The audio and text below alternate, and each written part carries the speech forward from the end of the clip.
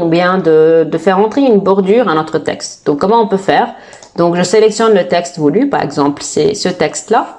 Et je dois aller dans l'icône qui est là, donc c'est l'icône des bordures. Si je clique sur la flèche qui est là, vous allez avoir plusieurs types ou bien plusieurs choix de bordures. Et vous voyez bien comme d'habitude, si je mets le curseur sur les choix, je vais avoir un aperçu du résultat que je vais obtenir au cas où je confirme ma sélection.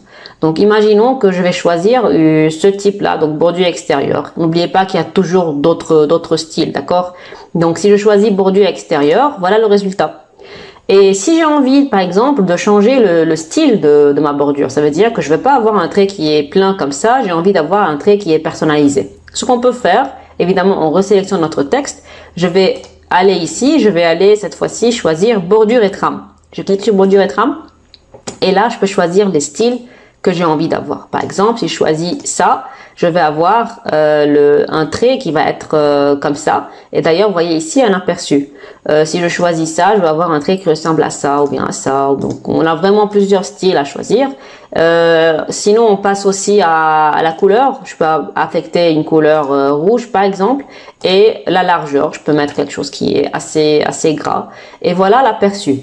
Maintenant, ce qui est vraiment intéressant ici, c'est que je peux venir cliquer sur ça pour enlever, par exemple, la bordure du haut. Je peux quand même changer le choix que j'avais déjà fait pour ma bordure.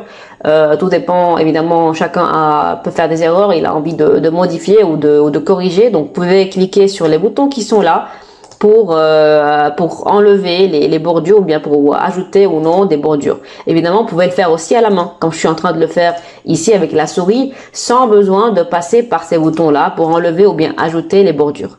Donc, voilà l'aperçu du résultat. Si je clique OK, et voilà ce que je vais avoir. Donc voilà comment on peut quand même changer la forme de la bordure, puis personnaliser notre propre bordure en changeant le style, la taille et puis en ajoutant ou non des bordures aux endroits où on n'avait pas avant des bordures et qu'on a quand même envie de changer des fois.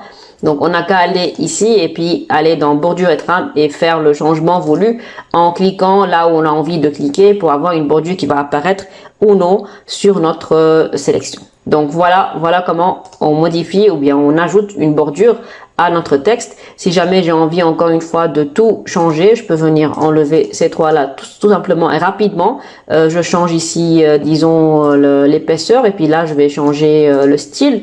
Je vais recliquer ici parce que si jamais je change de style sans recliquer ici, je ne vais pas avoir le changement qui va être affecté. Il faudra à tout prix recliquer ici pour avoir le changement qui a été affecté ici. Par exemple, si je clique ici, vous voyez que là, il n'y a pas le changement qui a été affecté selon le style que j'ai sélectionné ici. Donc, je dois recliquer ici pour avoir le changement qui soit affecté. Et si je clique OK, vous allez voir que voilà, je n'ai que ce trait-là, selon la sélection que j'ai faite maintenant et selon le changement que j'ai dû choisir.